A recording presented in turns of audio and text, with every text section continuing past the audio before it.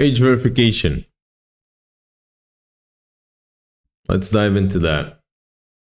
Well, it's basically what is turning out to be the next "Are you older than 18?" Pop-up 2.0, but now with a slightly different consequence. So for now, by now, we already realized that that didn't work at all, right?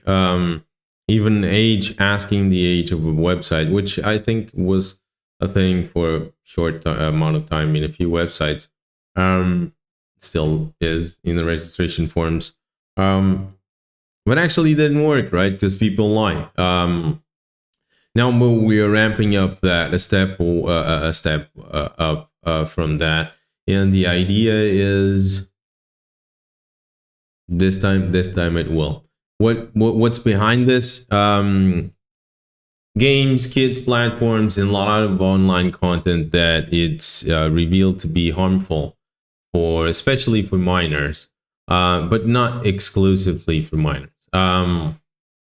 There's a lot of teenagers involved in a lot of games, especially Roblox, which is a death trap at this point.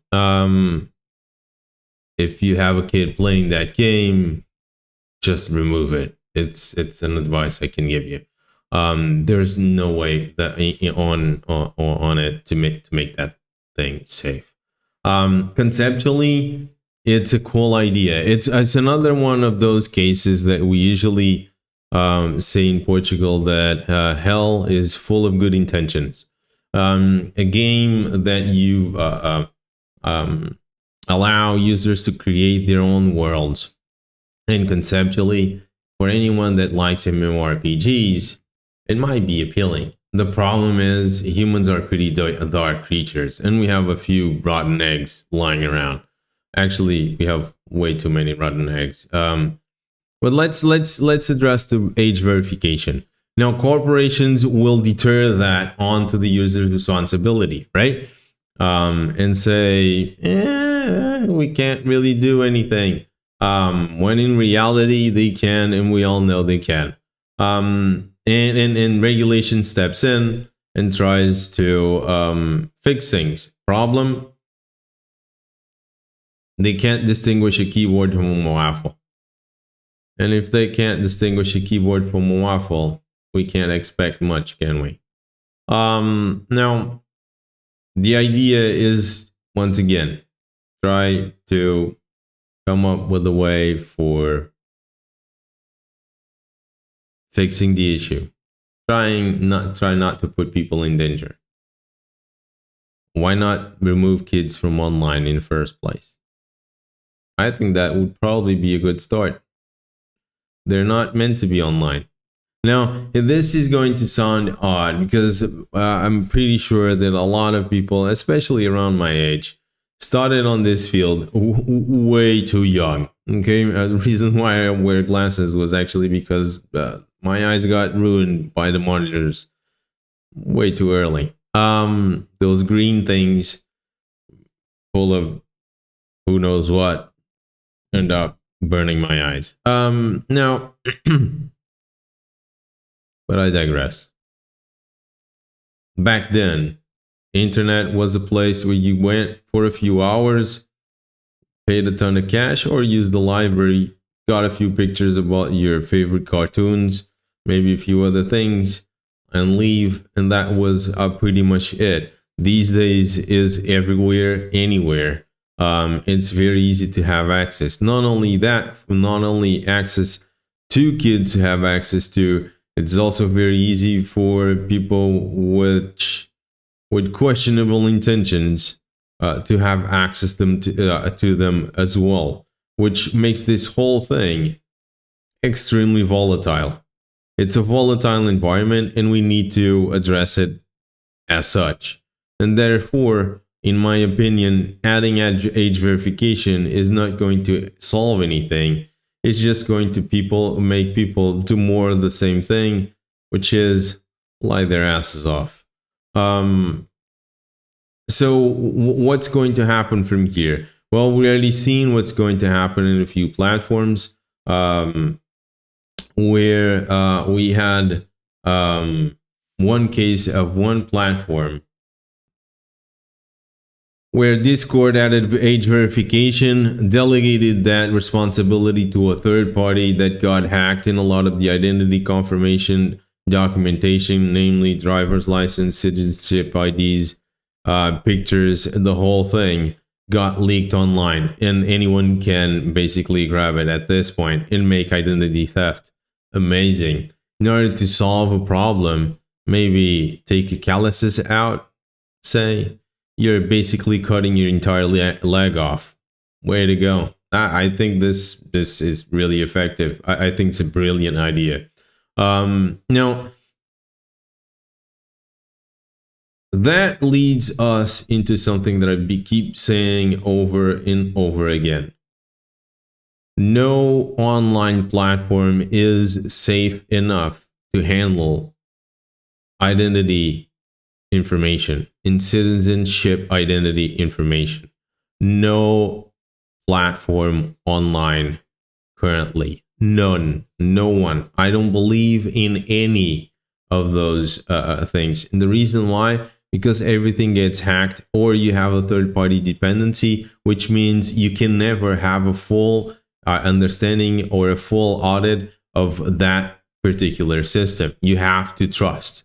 And trust circles, which is actually something I believe in, is not something you can apply to your own identity because you can't change it. There's no such thing as a compromised identity. If you don't have if you don't have that thing, if your identity gets leaked and gets compromised, because identity theft is essentially that your identity got compromised. Someone has got a hold of those details and can now impersonate you. And a lot of bad things can come from there. So if we don't have a concept of a compromised identity, you're going to spend the remaining years of your life either wishing for nothing bad to happen with that data, or being called up here and there to justify some action that probably you didn't do. I don't think that is reasonable. I don't think that that's even acceptable. Even if we don't address the elephant in the room, which means a lot of the people in charge these days are very hungry for power and very hungry for control, which means they're likely to abuse that piece of information to trace everyone's activities, and even the idea of that happening, it doesn't sound right. Do you have anything to hide? No. Do I want everyone scrutinizing your life? I don't find that appealing. Do you like to have people looking into your windows while you're at home? Probably not. So why should you allow anyone to trace whatever you're going to do on your own free time? I don't find that. All of this comes into, it needs to be a balance. A balance needs to be found, and I don't think that balance has been found already. And certainly is not the case where you have a pushback on an operating system for the mandatory online account creation, and a few weeks later a government decides to say that all operating systems now need to add age verification. Is that related? We don't know. Could be. Think about it. If you have a problem, if your platform is at risk because there is an alternative that doesn't allow you to subscribe to an online service in order to use an operating system, and all of a sudden that option is facing something that inevitably will promote distributions or solutions around those who actually can support that, it kind of looks suspicious. We can also say that it's more of the same thing, meaning everyone's worried about age verification, and it's going to end up in the same with the same result: lying. Now, do you need to add that to System D? No, actually you don't. And the reason why everyone thinks you need to add that to systemd is because these days no one knows how to use the command line. When you create a user on a Linux system, there are multiple ways. In one of the utilities that you have there, it will ask you a number of questions. The username, the name, the email address, and your birth date. Yeah, it does ask it. Yeah, I've probably never seen it. But it's a thing. It's actually a thing. It's been a thing since the beginning. Now, do any one fill those fields? I don't. I would recommend that a lot of people don't do it as well. It's your system. It's locally. What the hell you do that? No. Why the systemd needs to be added to include that? Well, because apparently systemd is just 10 lines short from replacing the Linux kernel. These days, I guess it's probably some. Eventually, I'm waiting for the day where they announce that they will be their own thing.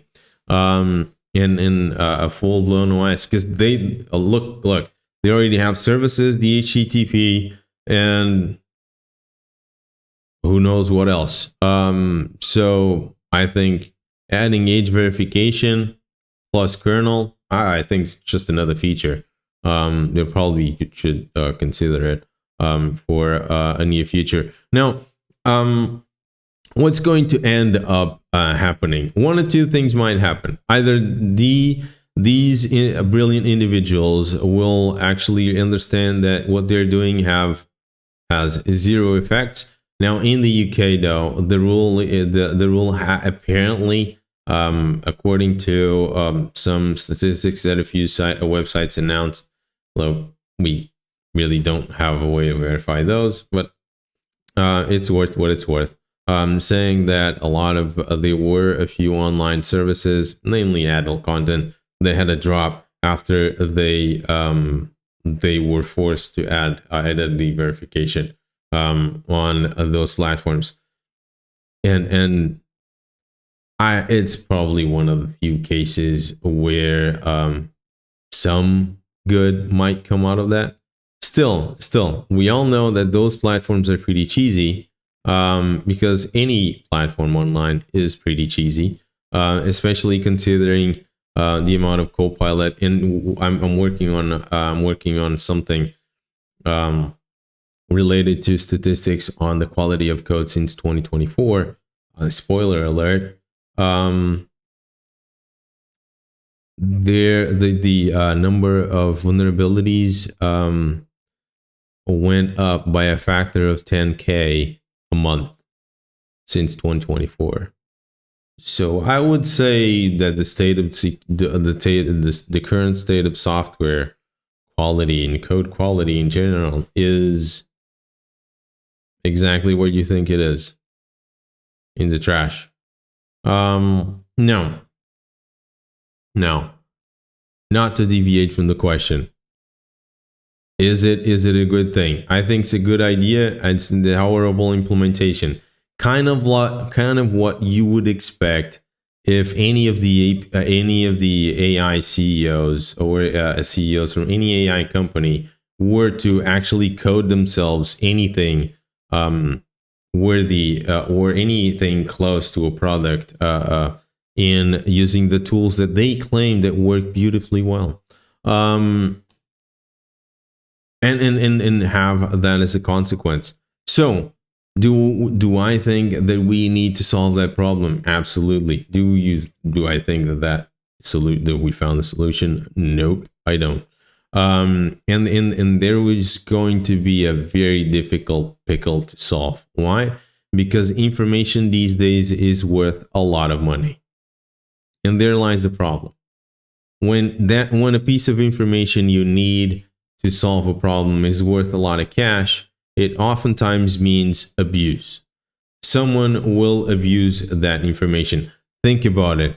You have a website that all of a sudden is going to receive loads and loads and loads of personal identification, identity information. Not just the name, not just the name, not just the location where they live, not just the email address, actually citizenship, identity information, driver's license details, anything you can use to impersonate that person's life.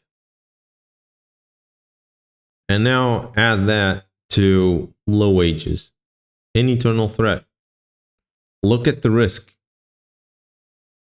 It doesn't make sense. It doesn't make sense. There's no way for that thing to end well. It's not going to end well, and it's not going to have the same effect. And that's one of the reasons why a few hours, if not days, after Discord added that, the third party got hacked. Bullseye. Once you add that piece of information onto any company, you become a target. That's it. That's the problem. And so let me know what you think about that, about this thing. I think we are going into very treacherous terrains here. It's going to be a rough ride. See you on the next one.